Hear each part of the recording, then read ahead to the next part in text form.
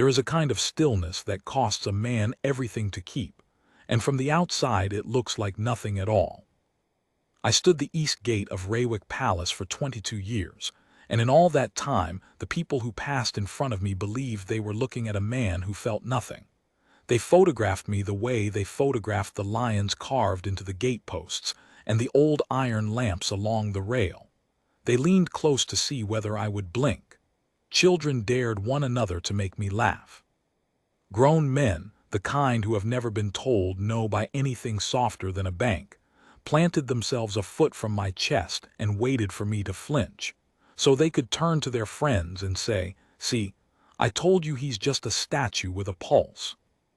I want to tell you what was behind that face because almost no one ever learned it, and because of one wet afternoon in early autumn I will carry until they put me in the ground. Behind the stillness there was a man who saw everything. That was the whole secret of the post, the thing they trained into us before they ever let us near the gate, the thing the old sergeant said so often it stopped sounding like words. You do not watch the parade, they told us. You watch the crowd. The parade can take care of itself. The crowd is where the trouble lives. So while the world looked at me and saw a closed door, I was reading the square the way another man reads a newspaper. I knew which of the tourists had been there an hour and which had just arrived.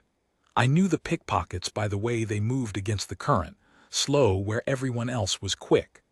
I knew the lost ones, the ones turning in small circles with their phones held up like a candle in a cave. I knew, most of all, the children, because children are the only people in a crowd who do not yet know how to hide what they feel. And so they tell you everything if you only let your eyes rest on them long enough to listen. That is the part the photographs never caught. The stillness was not emptiness. It was attention turned all the way up and held there until it ached. Let me set the scene the way it was, so you understand the weight of what I am about to tell you. RoyalGuard is the old palace of the House of Taunts, and the east gate is its public face, the one the city knows. There is a forecourt of gray stone laid in a fan, a tall iron screen of gilded railings, and two arches where the road runs in beneath the gatehouse. On an ordinary day a few hundred people come to watch us, but that afternoon was not ordinary. It was the third day of the autumn fete, when the lower gardens are open to the city and half of Taunts comes through the east gate to walk where they are not usually allowed to walk. The forecourt was full from the rail to the arch. There were stalls along the far wall selling roasted nuts and hot cider, and the smell of them came across the stones in waves. A brass band played somewhere out of sight, the same 6 tunes over and over, and the rain had started, the soft kind that does not fall so much as hang in the air and settle on everything, beating on the brass of my buttons, darkening the wool of my tunic at the shoulders, turning the stone the color of slate.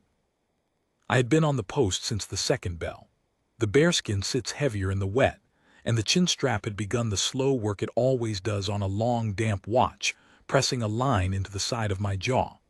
My rifle was at order, the butt on the stone, my white gloves laid one over the other on the muzzle as we are taught.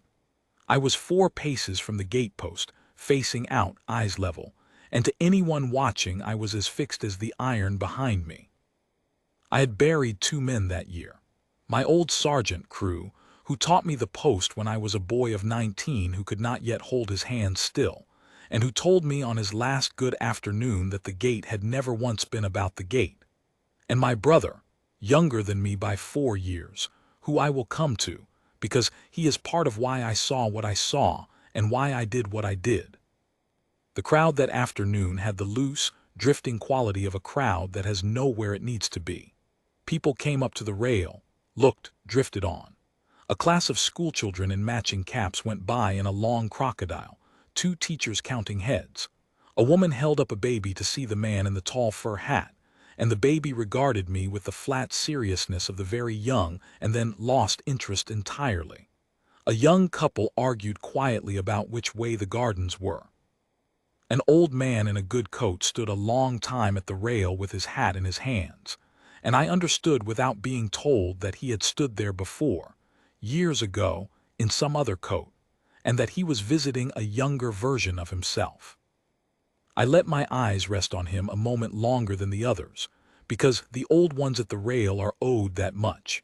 And then I moved on, sweeping the square the way I had swept it 10,000 times, left to right and back slow, the practiced pass of a man whose only job is to see. That is when I found the boy.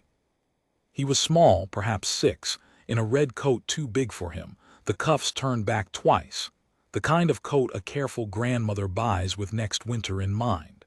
He had dark hair pushed flat by the rain, and a face that, even at the distance of 30 feet, was doing the thing children's faces do when the bottom has dropped out of their small world. He was standing very still in a sea of moving people, which is the first thing that catches a watcher's eye, because stillness in a crowd is rare, and it is always either danger or trouble. The boy was turning his head in short jerks, here, there, the way you do when you have just realized the hand you were holding is not there anymore, and the legs you were following into the crowd belong to a stranger. I have seen that exact stillness 100 times. A lost child is the most common small emergency at the gate, and they almost always end the same way, with a frantic parent surfacing out of the crowd within a minute or two, the child swept up, the whole thing over before it began. We have a steward's post by the West Arch for exactly this, a desk with a kind woman named Mrs. Pell who keeps a tin of barley sweets and a logbook, and any one of us, if we could leave the post, which we cannot, would point a lost child straight to her. But we cannot leave the post. That is the first rule and the last rule and every rule between. A man on the east gate does not move. Not for rain, not for taunts, not for a fainting tourist, not for a thrown coin or a shouted insult or a hand waved an inch from his eyes. He stands. The household has its own people for the rest. The guard is the still point the whole square turns around, and the moment he stops being still he stops being the guard. So I watched the boy and I waited for the parent the way I had waited 100 times, and I felt the small clock start that always starts when a child comes adrift. 1 minute. The parent will come. The parent did not come. Instead, a man came. He came out of the crowd to the boy's left, and the first thing I noticed about him was that he was not hurried, and the second was that he was not looking at the boy the way you look at a child you have lost. A father who has just spotted his missing son moves like a man who has had his heart restarted. He cuts through people. He calls a name. His whole body is an arrow. This man strolled. He had a gray jacket, zipped to the throat against the wet, and a flat cap, and a face I could not read at that distance except to say that it was calm, and that the calm was wrong. He came up beside the boy and crouched, and he said something, and he smiled. A great many men crouch and smile at lost children. I want to be fair, and I want you to understand that I was being fair in that moment too, that I did not leap to the worst thing, because to a watcher every kindness looks first like a kindness. Most of them are. A passerby sees a child crying and stops, and that is the better part of people, and you see it at the gate every day. So I told myself, a kind stranger. He will take the boy to Mrs. Pell. Watch and be glad of him. But I watched, and what I saw did not match. When a kind stranger crouches to a lost child, the child does one of two things. The child shrinks back because the stranger is a stranger, or the child, in his relief that an adult has finally noticed, leans toward the help. This boy did neither. The boy went rigid. His shoulders came up around his ears, the small high shoulders of a child who has been told something he does not believe and cannot escape. And the man put a hand on the boy's back, between the shoulder blades, the way you might think nothing of, the way 100 fathers steer 100 children through 100 crowds, and the boy did not lean into the hand. He flinched from it and could not get away from it, because it was a steering hand. A guiding hand, and it was already turning him, gently, gently, away from the center of the square and toward the west, toward the side lane that runs along the garden wall to the small north gate where the delivery vans come, and the crowd thins to nothing within 40 feet. Away from Mrs. Pell, away from the open, toward the quiet. I felt the cold come up my back then, the particular cold that has nothing to do with the rain. Because a man taking a lost child to the steward's desk walks toward the people. A man with another purpose walks toward the place where there are none. I did not move. I want you to understand that I still did not move, that everything I have told you so far passed in less time than it has taken you to read it, and that I stood there with my gloves folded on my rifle and my eyes level and my face shut like a door, while inside me something old and terrible woke all the way up. I have a reason that face would not show. I had a brother. We were boys together in a mill town 2 days north of the capital, and our mother worked the long shift, and so my brother was mind to mind. He was 4 years younger, and he trusted me the way a small brother trusts a big one, completely without thought, the way you trust the ground. And one market day, in a crowd not so different from the one in front of me, I let go of his hand for less than a minute. I was 12. I had seen a stall with knives laid out on a cloth, and I went 2 steps to look, and when I turned back, the place where he had been was full of other people's legs. I found him. Do not fear. I found him 4 streets away, sitting on a curb and howling, having simply wandered, no stranger, no harm, only a small boy lost and a big brother who would never in his life forget the particular sound of his own pulse in his ears as he ran. He was fine. I was never quite fine again. I learned that day, at 12, the thing the old sergeants would later put into words for me. You watch the crowd, not the parade. I had watched the knives. I never watched the knives again. So when I tell you that I stood still as the man steered the boy toward the lane, understand what it cost. Understand that 22 years of the post and a lifetime of a 12-year-old's terror were both pulling at me, and they were pulling in opposite directions, and a man can be torn very quietly while appearing to feel nothing at all. And then the boy looked at me. I do not know what made him do it. Perhaps a child, even a frightened one, even a lost one, knows on some animal level that a soldier is a soldier, that the man in the red coat and the tall hat is the sort of grown-up who is supposed to help. Perhaps he had been brought to the gate before, on some happier day, and remembered. Perhaps, in the way of the very small, he simply turned his head looking for anything to hold on to, and his eyes fell on the one fixed thing in a square of moving strangers, the one man who had not moved and would not move, and his gaze caught on me the way a drowning man's hand catches on a post. He looked at me and I looked at him. I am not supposed to. We are taught to look through people, over their heads at the middle distance, never to meet an eye, because the moment you meet an eye you are a man and not a guard. But I met his. I could not have done otherwise. And the boy, holding my eyes, lifted his free hand, the one the stranger was not holding, the one half hidden in the turned-back cuff of his too big red coat, and he made a sign. It was small. It was nothing. To anyone else in that square it would have looked like a child fidgeting, a hand half raised and dropped.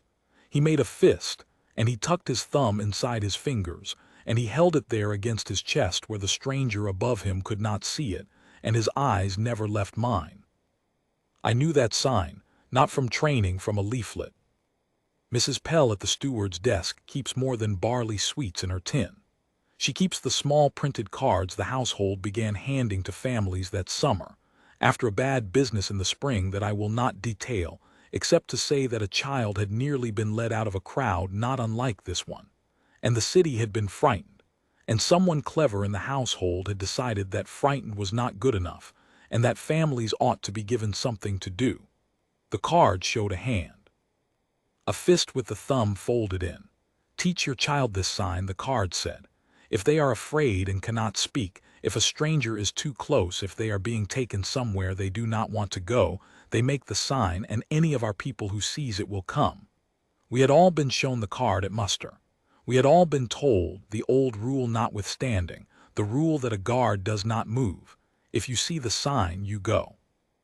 I had carried that card in my head for a season and thought of it the way you think of a fire drill, a thing you will probably never need.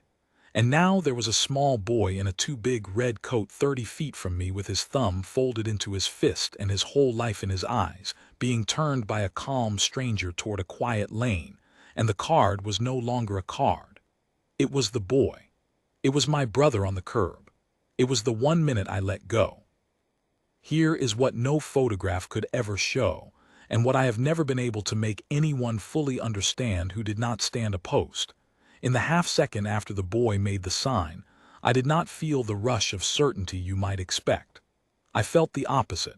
I felt the full, crushing weight of the rule I was about to break. Because the rule is not nothing. The rule is the post, and the post is 22 years of my life and 4 of my old sergeant's last breath spent teaching it to me. And it is the dignity of the gate and the trust of the household and the simple, stubborn, ancient idea that there must be in the world at least one man who stands, who does not run when the crowd shouts and does not flinch when the powerful push, who is exactly where he is supposed to be no matter what. I believed in that. I believe in it still. A man who will leave his post for the wrong reason is worth nothing. The whole worth of the post is in not leaving it. But I had got the rule wrong, the way you can hold a true thing by the wrong end your whole life. I had thought the rule was, do not move. And in that half-second, with the boy's fist against his chest, I understood at last what my sergeant had been trying to give me when he said the gate had never been about the gate. The rule was never do not move. The rule was always be the still point the helpless can find. The stillness was never the point. The stillness was the address. It was so that a lost child in a sea of strangers would always know exactly where to look for the one man who would come. I had stood 22 years to be findable, and now I had been found. I moved. I will tell you exactly how, because the how matters, because the whole of what I am is in the how. I did not shout. I did not run. I did not raise my rifle or my voice or my hand against any man. A guard who keeps his discipline keeps it even, perhaps especially, in the moment he breaks his post. The power of the post is restraint, and I did not throw it away the instant I left the stone. I carried it with me. I brought my rifle up off the order in one clean motion, the drill of it so deep in my hands that my hands did it without me, sloped it to my shoulder, and I turned, a quarter turn, the way I would turn to march, and I stepped off the post. You would not think a single soldier stepping forward could be heard over a brass band and 1,000 people, but it was. There is a sound a guard makes when he marches that the crowd knows in its bones even if it has never heard it named. The iron-shod heel coming down on stone in a measured, deliberate, unhurried cadence. And when that sound starts where it has no business starting, a knot of the crowd nearest me went quiet the way a room goes quiet when a glass breaks somewhere out of sight. I did not march fast. I have thought about that since, whether I should have run, and I have decided I was right not to. A running guard is a panicking guard, and a panic spreads, and a panic in a packed forecourt with stone underfoot and a child in the middle of it is its own danger. I marched. But I marched on a line, and the line went straight to the boy, and the stranger and the mouth of the lane, and I covered the distance the way I had covered the gate 100,000 times, with the whole weight of the regiment in every step. The stranger heard it before he saw it.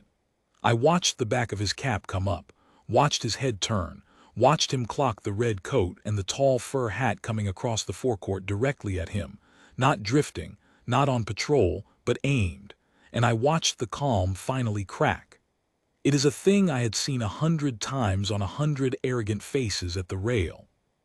The moment a man who has spent his life sure of himself meets something he cannot move, and it had never once given me the cold satisfaction it gave me then. His hand came off the boy's back. He straightened. He began to do the thing that men of his kind always do, which is to assemble a face, a reasonable face, the face of a man who is simply helping a lost child and is rather put out to be interrupted. I reached them. I did not lay a hand on the man. I want that on the record above everything else. I stopped one full pace short, the way I have stopped one pace short of every fool who ever wanted to make me flinch, and I brought my rifle down to the order again, but to the stone, gloves folded on the muzzle, and I came to a halt between the stranger and the lane, so that to take the boy anywhere now he would have to go through me. And I am not a small man, and the bearskin makes me half a foot taller than I am. and a guard of the king's foot at the halt with his face shut, is a wall that the wise do not test. Then I did the one thing I had not done in 22 years on that post. I bent down. I went to one knee on the wet stone, slow, the rifle held upright in my left hand, and I brought my face level with the boy's, and the bearskin must have looked like a small dark mountain coming down to him, and I was afraid for a moment I would frighten him worse than the stranger had. But children read faces better than any watcher I ever trained beside, and the boy looked into mine and found whatever it is a frightened child needs to find, and his face crumpled, and he came off his feet and into me before I had said a single word. I caught him. The rifle I kept upright and clear in my left hand, drilled to the last, and my right arm went around the boy, and he buried his face in the wet wool at my shoulder and held on with both fists, and I felt him shaking, the small high tremor of a child who has been holding terror in his body too long, and I felt the front of my tunic go warm and wet where he wept into it, and I did not care one particle for the tunic.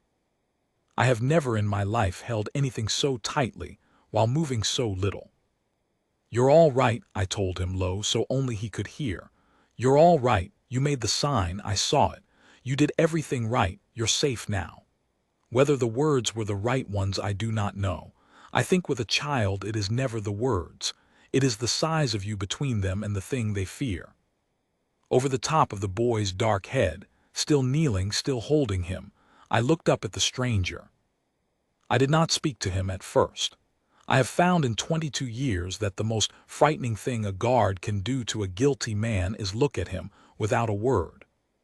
The man had his reasonable face on now, fully assembled, and he spread his hands, and he said, in the easy, faintly aggrieved voice of a man who has talked his way out of rooms before, that there was no need for all this, that he had only found the little fellow wandering and was taking him to find his mum, that the soldier had got quite the wrong idea. Hadn't he? And was he allowed to leave his post like this? Wasn't there going to be trouble for him? He aimed that last at me like a small blade. Wasn't there going to be trouble for me? He had measured the situation with the speed of a man who measures situations for a living, and he had found the one true thing in it, that I had broken the first and last rule of the gate, that I was a soldier off his post with a stranger's child in his arms in front of 1,000 witnesses and 100 phones, and that this could be turned, with a little nerve, into my problem instead of his. I have been baited by experts. President's aides and shipping men and foreign officers have all stood where that man stood and tried to find the lever that would make me move, and not one of them ever found it, and this man, for all his nerve, did not find it either because there was no lever left to pull. I had already moved. The only thing he could threaten me with was a thing I had already chosen, with my eyes open, knowing the cost. There is a great freedom in that. A man cannot be moved by the threat of a price he has already decided to pay. So I let him talk himself empty, and I looked at him, and when he had run down, I said one thing only, quietly, still on my knee with the boy's fists knotted in my collar. He folded his thumb into his fist. I said, "Ask me what that means." The man did not ask me what it meant. That was the whole of it right there in the silence where the question should have been. An innocent man told that a frightened child had made a secret distress sign, asks what the sign is. He is confused. He wants to understand. He turns to the child in concern. This man's face did the opposite of asking. It closed the way mine closes, except where my closing is discipline. His was the slamming of a man who has just understood that the situation has a shape he did not know about and cannot see the edges of. He glanced fast at the lane behind me, the quiet lane, the escape, and found me kneeling square across it like a fallen gate, and I watched the calculation run behind his eyes and come up empty, and I watched him decide too late to simply leave. He did not get to leave. I told you I marched, that I did not run, and I told you a guard's restraint is heard before it is seen. The men of the household heard it too. The instant a guard steps off the east gate, a thing happens that the crowd never sees and the household has drilled until it is reflex. The word goes up the line, gates broken, east, and the stewards move. By the time I had crossed the forecourt and gone to my knee, they were already coming, two of the household police in their plain dark coats threading the crowd at a flat, unhurried, terrifying pace, and Mrs. Pell herself out from behind her desk with her logbook abandoned, and behind them the duty officer, Captain Royce, who I had served under for 9 years and who, I knew without looking, would already have understood from the single fact of my absence from the post that something real was happening. Because he knew me, and he knew I would no more leave that stone for a small reason than I would set fire to it. The stranger turned to go and found a man from the household at each shoulder, not touching him yet, just there, the way we are there, a wall that has quietly assembled itself around him while he was busy with me. One of them asked him, very politely, if he would mind waiting a moment, sir, just to help them sort out the little misunderstanding, and the politeness of it was the most frightening thing in the square, more frightening than any shout, because the man understood, as I had understood about him, that the calm was the trap closing. I will spare you the longer ending of him, because it is not, in the end, what this story is about, and because the bare facts are enough. He was known. Not by name to me then, but to the household police, who had his face on a card of their own, a different card, and who had been looking for a man working the big crowds of the city that autumn, drawing children quietly out of the press toward quiet lanes and waiting vehicles, for reasons that the men in dark coats did not say in front of the boy, and that I will not say in front of you, except that the spring business the household had printed the fist and thumb cards for had not, it turned out, been a single bad day. He was taken away through the West Arch without a hand laid on him in anger, walking between two stewards, his reasonable face gone gray, and the crowd that watched him go did not know the half of what it had watched. To them it was a man being walked off by palace police, a small scene at the fete over in a minute. They went back to their cider. That is the way of crowds, and it is no fault of theirs. Only a few of us in that forecourt ever knew how close the quiet lane had come. The boy stayed in my arms. I want to dwell there a moment, because that is the true center of it, not the stranger, not the cards, not the rule. While the stewards closed around the man, I stayed down on my knee on the wet stone with the child against my chest, and I did the only useful thing a man can do for a frightened child once the danger is past, which is to be a large, warm, unmoving fact in a world that has just proved it is not safe. I did not pepper him with questions. I did not pry him loose to look at his face. I held him and I let him shake, and when the shaking slowed I told him again, quietly, that he had done everything right, that the sign he made was the bravest, cleverest thing, that his grandmother would be so proud. And at the word grandmother, he lifted his head off my shoulder for the first time and looked at me with his wet face and said, in the small, clear voice of a child who has been saving a single most important thing to say, that he had lost his Nan. That her name was Nan, that she had stopped to look at the flowers and there had been so many legs. So many legs, I have not forgotten that either. It is exactly how a 6-year-old sees a crowd, legs. We found his Nan. Mrs. Pell found her in truth, because that is Mrs. Pell's whole art. She had the boy's first name out of him in under a minute, and his Nan's description, and a steward put it on the radio, and the answer came back almost at once, because the boy's grandmother was at that very moment 4 stalls away with a young constable, white-faced, having reported a lost child not 90 seconds after she lost him, which tells you everything you need to know about her, that she was the careful kind.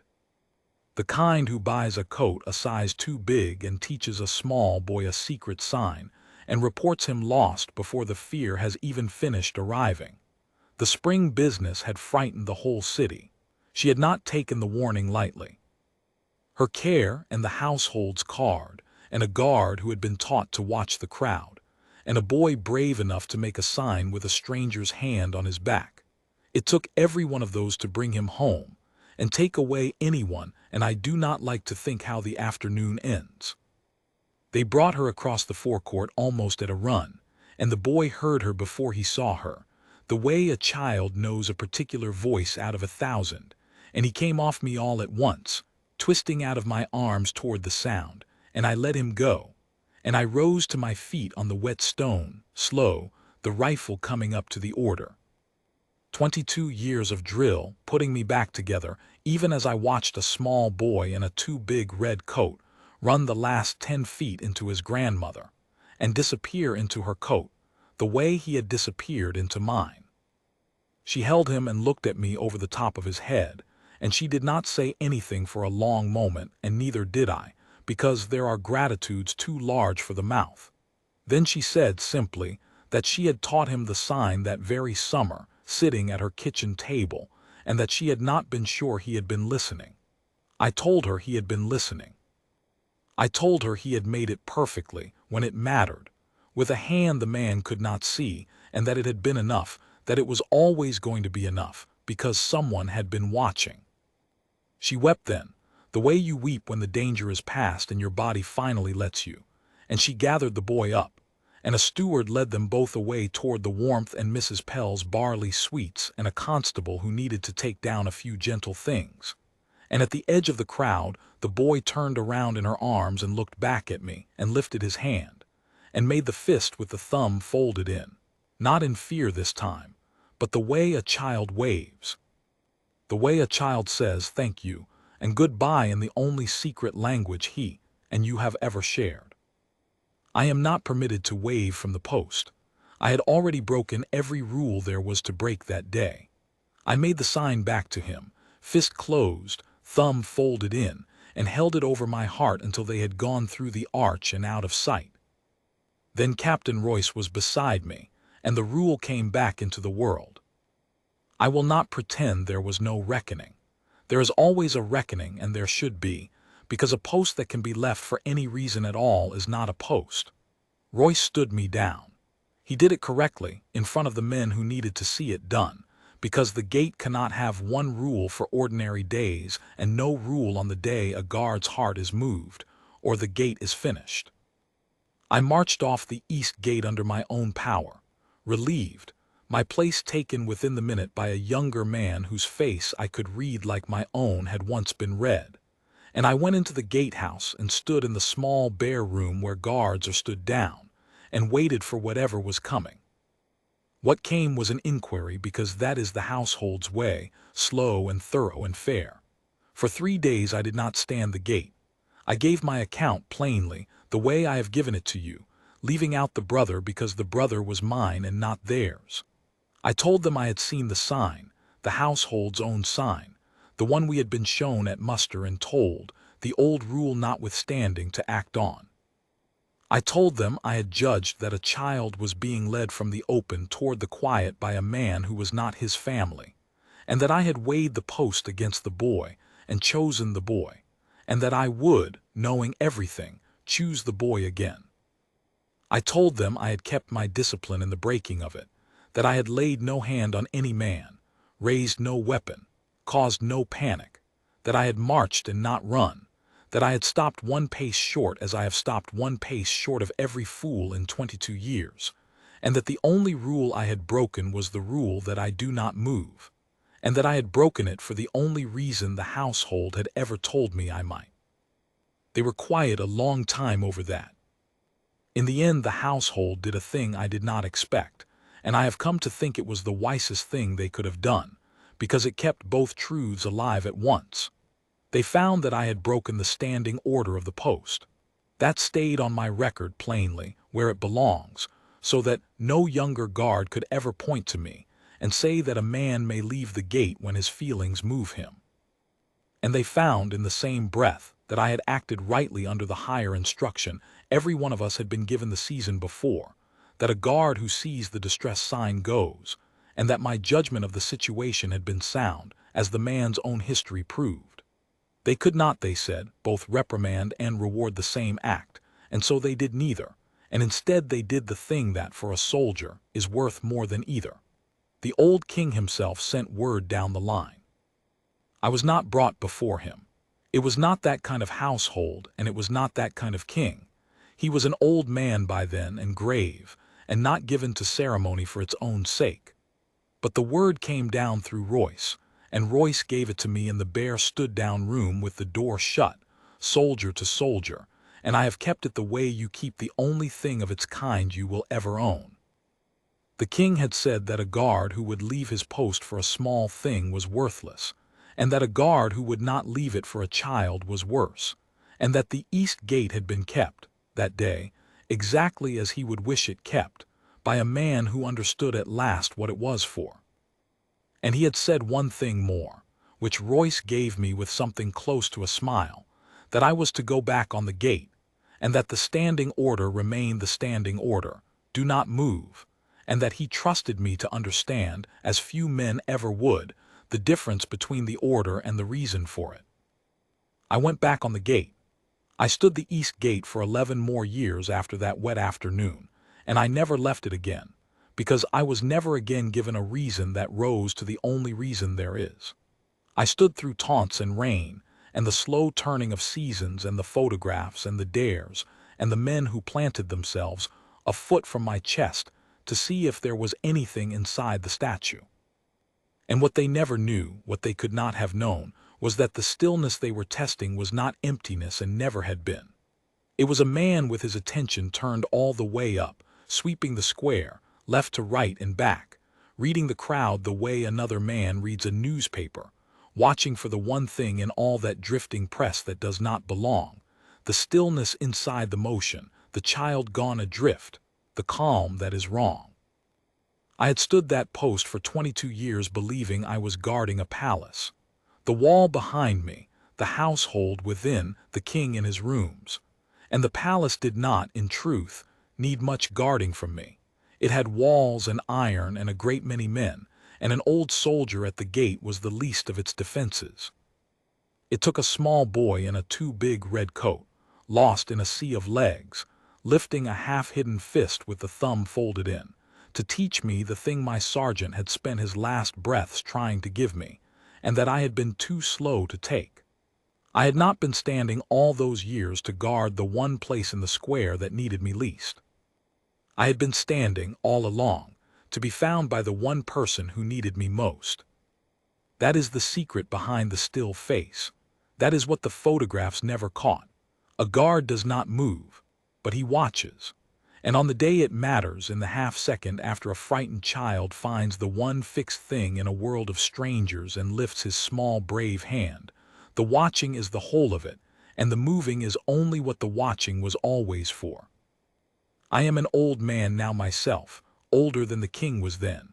The boy will be grown, with children of his own perhaps, and I hope to God he has taught them the sign, fist closed, thumb folded in, and I hope to God they never need it. But if they do, somewhere in some other crowd on some other wet afternoon, I trust there is a man standing very still at the edge of it, looking like he feels nothing at all, watching the crowd and not the parade ready, the way I was ready, the way Crew taught me, the way I would teach any young guard who ever asked me what the post was truly for. It was never about the gate. It was never, for one single day, about the gate. It was about being the still point the helpless could always find. And on one gray afternoon in early autumn, with the rain hanging in the air and the brass band playing its 6 tired tunes and 1,000 strangers drifting past a man they thought was a statue, I was found. And I went. And of all the things I did in 22 years on that stone, the standing and the not flinching and the holding of the line against every fool who ever tested it, the only one I would carry into the next world if I could carry only one is the moment I broke the rule and kept the reason, and went down on my knee on the wet stone, and caught a small boy who had done everything right, and told him, lo, so only he could hear, the truest thing I have ever said to anyone. You made the sign, I saw it, you're safe now.